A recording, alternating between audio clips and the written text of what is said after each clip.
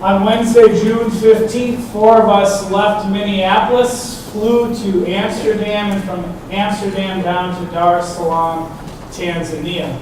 We then had, in quotations, the opportunity to drive for 10 hours from Dar es Salaam to Iringa, which is a town about the size of Rochester. They have about 100,000 people. And the area of Iringa is where the St. Paul Area Synod has an established relationship with the Lutheran diocese and the congregations there. The program that oversees this partnership is called Bega Kwa Bega, which in Swahili means shoulder to shoulder. The idea that in the midst of this partnership, we stand collective, we stand together shoulder to shoulder in the work that we continue to do here in St. Paul, and that the Tanzanians do, particularly in Iringa. Our time there was, we had the opportunity while we were there to visit the two congregations that we are partnered with, Kipanzalo and Adungadungu. You're going to hear from my three travel companions that all three of us pronounce that second one differently.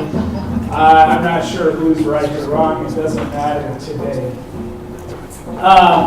While we were there, we had a chance to visit those two congregations, and those two congregations are part of 70 other congregations that are partnered with churches here in the St. Paul Area Synod.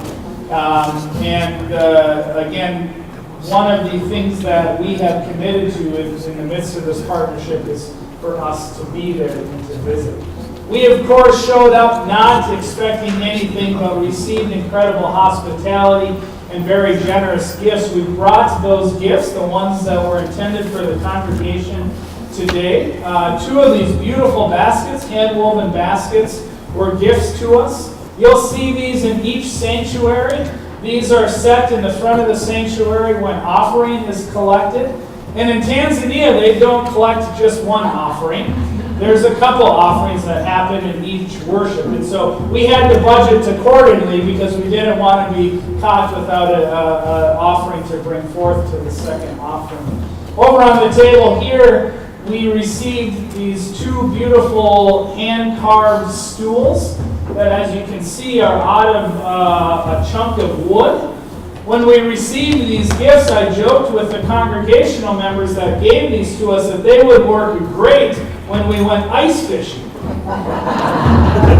Sometimes the stories you tell don't work in places like Tanzania because they have never seen a frozen lake. It blew their mind that the ice would be strong enough to drive on, let alone cut a hole in. And I was sitting on the stool pretending I was fishing and realized quickly I should have found a different story to tell as I thanked them for the stools.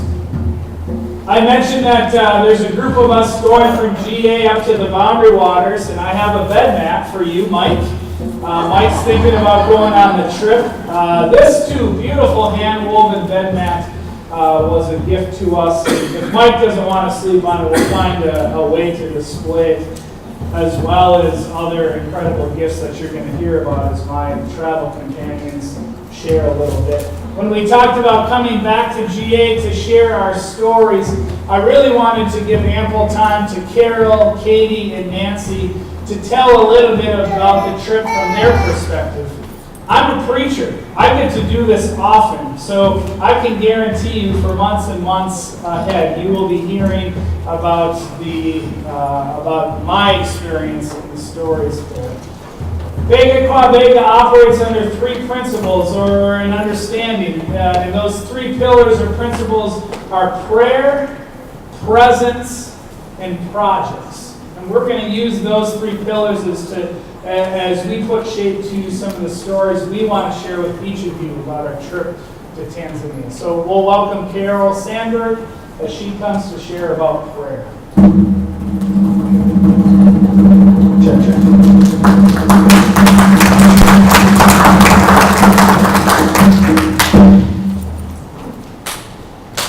The Bible tells us to pray constantly, and our trip was like one long prayer with various types of prayer. Here are some examples. We began with Bishop Lull and Pastor John leading us in prayer in both the Minneapolis and Amsterdam airports. On reaching Dar, we all breathed a prayer of thanksgiving for a safe arrival, but also for our driver Kulwa, because we knew he would get us safely through the rest of the trip, as he had gotten us safely through some tight spots on the 2013 trip. The trip to Oringa went smoothly. Heavy truck traffic on the two-lane highway, as usual. A few passing showers, even though it is the dry season. At one point, we were trapped in traffic behind a van with a picture of Jesus, who seemed to be blessing us, painted on the rear window. Just outside of Oringa, we veered off the road into a field where a welcome delegation was waiting. Pastors, a band, 2 choirs welcomed us with prayer and song as the sun set. Then escorted us through town to our hotel for part 2 of the welcome. More prayer and another choir singing the Hallelujah chorus in Swahili. The next morning we left for Igangadamu. Again, greeted by people out on the road singing, dancing, and waving branches. We felt like we were the answer to their prayers as they escorted us to their church for more welcome. After lunch, we set out for some of their preaching points. Each tried to outdo the previous with the welcome they gave us.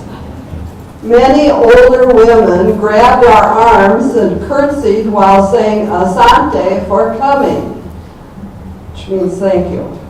The road kept getting rougher and narrower, slowing us so that the people had to wait quite a while for us to arrive. The last church we visited reminded me of the House of Sticks that was from the story of the 3 little pigs. The people there gave us a very warm welcome also and made clear that they wanted to build a permanent church soon. We were overnight guests in the pastor's home. At 5 a.m., the ladies began the preparations for the day. Meal preparation, cleaning, including sweeping the road to the church. Their efforts were a sort of prayer too, as nothing would have been ready without them. This was Sunday, so we helped them give a welcome to Bishop Lull, who drove out that morning. Then we had prayers in the church in a more traditional fashion and exchanged gifts before going to the big red rock, for which the church is named. On the rock, we had more prayer and another musical surprise. One of the pictures of the gathering area there shows us standing on top of the big red rock, so that's what that is about. The next day, we left for Kipansalo and similar experiences.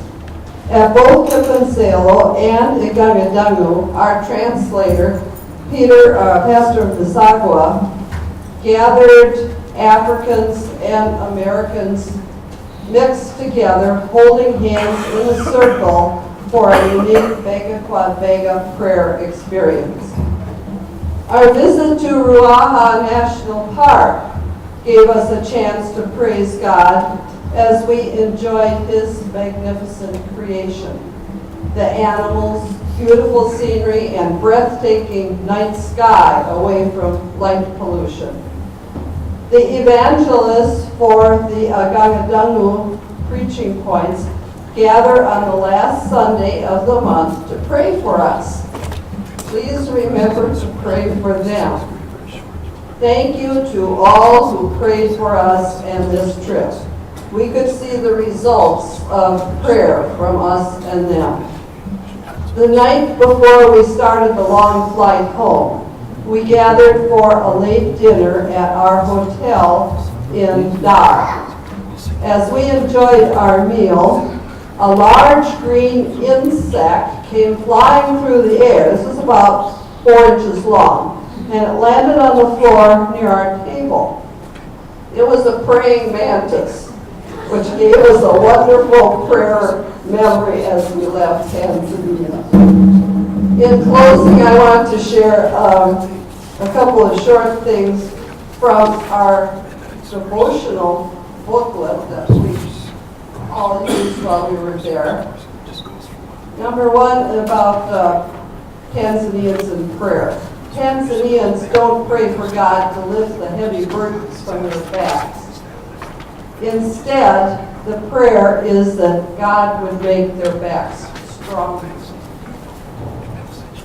And then just a short proverb from Southwest Africa. If you want to walk fast, walk alone. If you want to walk far, walk together. Amen.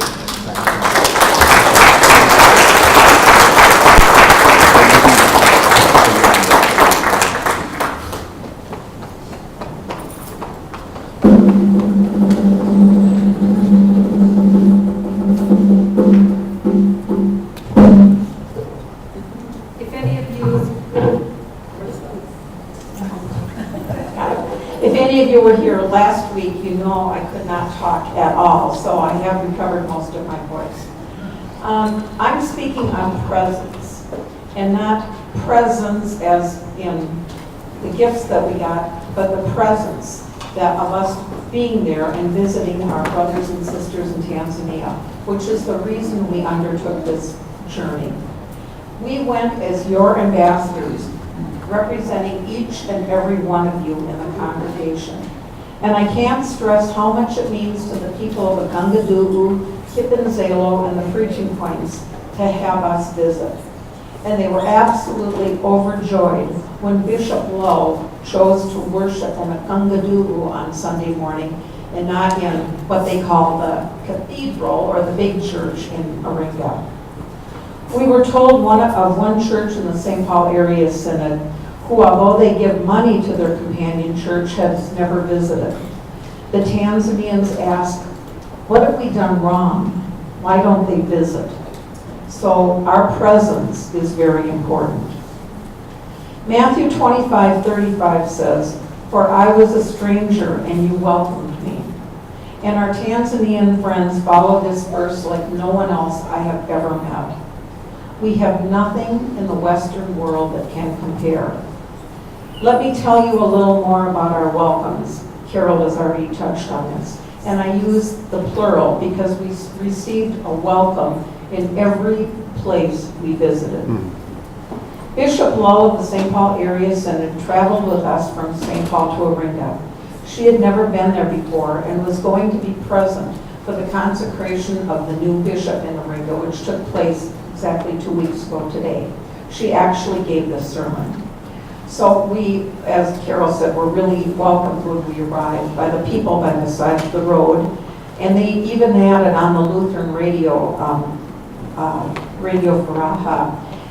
And those people sang and prayed with us. And then, as Carol said, we were escorted into the city, led by a band that was traveling in the pickup truck. And when we arrived at the Lutheran Center where we were staying, there was another choir there that sang the Hallelujah chorus to us. They sang a cappella, by memory, and in Swahili. I can tell you this stoic Swede was in tears. Our welcomes in the villages where our churches and preaching points are located was no less dramatic. We were met on the road, and by road I want you to realize that's nothing but 2 deep ruts, and I mean deep ruts, holes and rocks that are carved out between the trees. The villagers would stand there and sing, I've had lyrics, oh caribou, caribou, oh caribou, caribou, over and over, which means, oh welcome, welcome, welcome. As we got out of the Land Rover and walked to their church, they sang, they danced, and they grabbed us to dance with them. They waved branches in the air. It reminded me of Jesus' arrival into Jerusalem on Palm Sunday. The kids would gather around us and look up shyly with their big brown eyes, and I think we all melted. We were welcomed, but you couldn't help feeling joyous, loved, and totally accepted by these total strangers who were suddenly your friends. I was a stranger, and you welcomed me. Last Sunday, Pastor Amanda spoke about hospitality. For the Tanzanians, I believe this comes naturally. They have absolutely nothing in material wealth, which we value in the Western world, but they are so willing to share the little they have with us. Let me give you an example of how poor they are. We gave gifts to the evangelists. The evangelists are not ordained ministers, but they staff the preaching points, and I think there are like 12 or 13. We gave each of them 30,000 shillings, which is equal to about 15 of our US dollars. They were so grateful to us because that represents 2 months' pay for them, $15. The villagers fed us 9 meals. Feeding extra people is a huge burden, but they did it joyfully. They provided us with beds, sheets, pillows, and mosquito netting, and I have no idea where those things came from. Yet they gave us gifts. They gave us the dresses. They gave Pastor John a shirt. They gave us baskets, stools, spoons, potatoes, sugar cane. They gave us so much we couldn't fit it all into the Land Rover when we went back to the Ringo. This is from people who have nothing but wanted to show us hospitality. At one preaching point, they insisted we eat, even though we had just had breakfast, before we go into the church. A woman had us sit down and then curtsied in front of each of us as she poured warm water over our hands and then served us sweetened tea and potatoes. You may think this strange, but it came from the heart. This is how it was done in Jesus' time. We gave them gifts too, stoles for the pastors, kitchen utensils for their wives, frisbees for the village children, money for the evangelists, and they loved our handprint banners. We attended the consecration of the new bishop of the Eureka Diocese, and as we walked into the communion service on Saturday, we were surprised as we were led to the front of the church to sit with the foreign dignitaries. We attended the actual 6-hour consecration service on Sunday, and we marched in the blocks-long procession with the foreign dignitaries and would have sat up on the stage, but there were no more chairs. So we sat to the side and the front, which was good because we kind of snuck out after 4.5 hours. I could go on and on with how we met our scholarship students who thanked us, how all the women wanted to marry Catie off. And as Carol told you, one of our preaching points doesn't have a church building. They meet in a straw shack covered by a plastic tarp. I took a picture of them, and nearly everyone is smiling. Happy we came, happy to meet us, happy to share. They gave us a gift too. Out of their poverty, they carved us wooden spoons or stirring implements. They use these for ugali, to stir their ugali, which is kind of like a cornmeal mush type thing, which Pastor John loved actually. But they carved this for us, and they gave these to us out of their poverty. Some in our group said they'll use them, but I won't. I'm displaying it in my home so that every time I look at it, I'll be reminded of the love, joy, hospitality, and warmth, and of our wonderful sisters and brothers. We said our goodbyes, and as I was getting back into the Land Cruiser, I felt someone touch me. I turned around to find another woman who wanted to hold my hand. It was so humbling. All I could say was, Asante Sana, thank you. Finally, I just want to encourage people in the congregation to start thinking about the next trip to Tanzania and consider taking this journey. I've been to Tanzania twice, and I doubt that I'll go again. You never know. But each time I've returned a changed person after experiencing the love, joy, and hospitality of our Tanzanian friends. Thank you.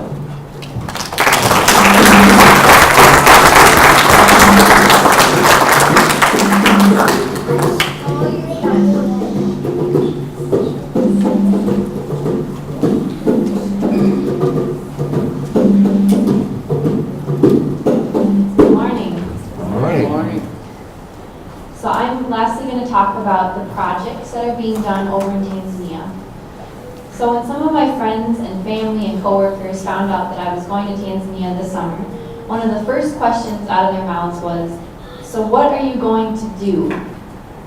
And I always had to take a second before answering, because of course we were going to do plenty and to be present there, but that we weren't really assigned some particular project or a structure to build. We weren't going to build a school, we weren't going to teach a language or work in an orphanage or on a farm.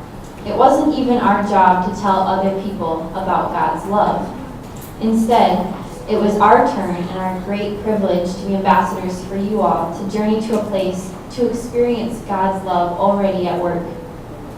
Our main goal was to be ambassadors, as I just said, on behalf of this beautiful congregation of faithful people. We went to build relationships, and as Nancy just touched on, to be present in love and joy. We worshiped and prayed together, we danced, laughed, shared stories of our congregation and our country, and learned so much from those we met. We did not go to just do, but rather to simply be. That being said, as we were being present as GA ambassadors, we also had the amazing opportunity to visit, witness, and learn more about the many projects that the Tanzanians themselves are doing. Just like here, the people of Tanzania are always looking for ways to grow and to develop, to reach more people with God's love and make their community stronger. We have our Sunday school classes here, our Bible studies, Friday work crew, summer stretch for the youth, the community garden, Vacation Bible School, Habitat for Humanity, Boy Scouts, Showbiz Table, Merit Community Services, and so much more. In Tanzania, and specifically within Bega Kwa Bega and the Iringa Diocese, there are also many projects taking place. We got to tour Radio Faraha, which is a Christian radio station run by the diocese that broadcasts different programs, preaching, and music, both in the big cities and in the villages. We learned about the Million Tree Project, which seeks to provide sustainable tree planting and harvesting resources to give the locals a source of firewood and also income. We visited the Huruma Center, which is the orphanage where children in Iringa can go who need a safe place to live and sleep and go to school. We toured the University of Iringa, which was especially neat for me to see as a current university student. It's a beautiful campus. And we met with one of the leaders of SACOS. She gave us a tour of the whole campus, and she explained what SACOS is. It's the microfinancing program that we help support through Bega Kwa Bega, and it currently serves the people all over the area, including our sister congregation, Kipanzalo. And so we got to see some of the animals and the corn that the SACOS program helped them develop in their community. While visiting Igangadungu and Kipanzalo and their preaching points, we were also able to meet many of the students that our church sponsors to go to school every year. As a current student, it was special for me to relate to these young people as we all pursue an education and a career together. They send their deepest thanks and blessings for each one of you, and I can tell you that what you are doing for them will not only change their lives, but their families' lives and their whole community's lives as well. You are demonstrating to them that an education matters, that they matter, and that they are capable of doing anything in this world.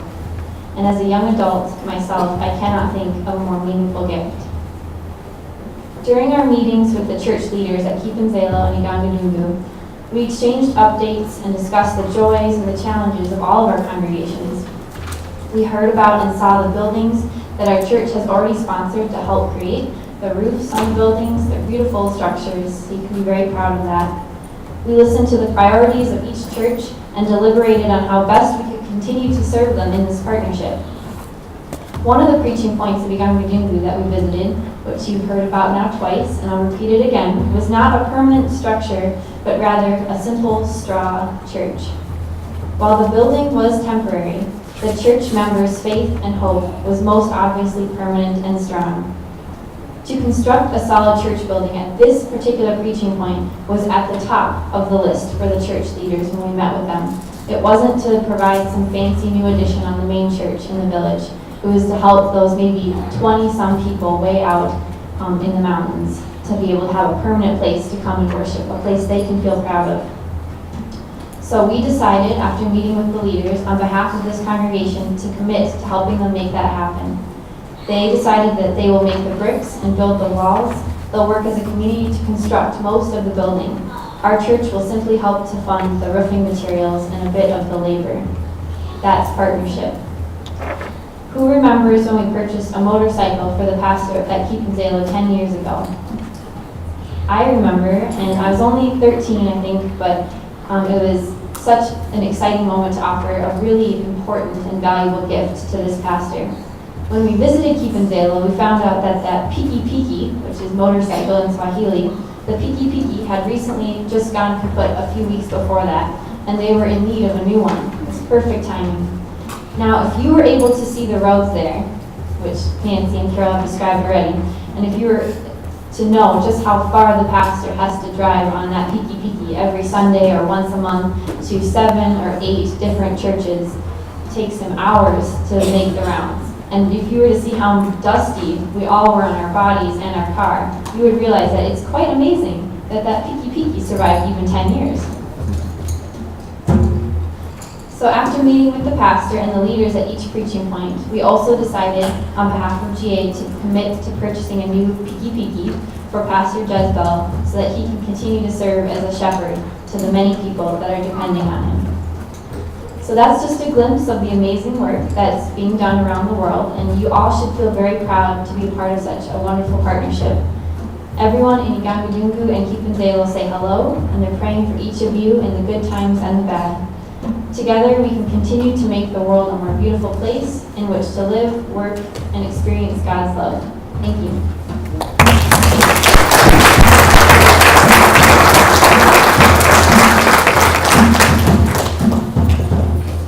As I mentioned, I will take advantage of the months that lie ahead in sermons that I will prepare to give, to continue to share stories from my experience. Just wanted to say a couple quick things, though. As it was mentioned, Patricia Lull, our bishop of the St. Paul area synod, traveled with us. And about halfway through our trip, I was standing next to Patricia as somebody came up and said, "How is the trip going? What are your initial thoughts and reactions so far?" And she went on to talk about some of the highlights that she had seen and that she had done. And what she said to the person who asked her was this: "I now feel in my heart what I've known in my head." And I can't find a better way to summarize my time there, because I now feel in my heart what I knew in my head. I had seen pictures, I had watched videos, I had heard stories. But when you're there with our brothers and sisters in worship, hearing how life is for them and the incredible things God is doing through them, I was able to feel in my heart what I knew in my head. I am entirely grateful for the opportunity you provided me to go on your behalf, to be with our brothers and sisters there, to represent this congregation, and to let them know that we as Lutherans are committed to strengthening this partnership that we have together. To know that God is at work in the things that they are doing, and to share with them how God is working through us, as a congregation and some of the things that we are up to as well. It was an absolute privilege to be there. And I say a Sunday.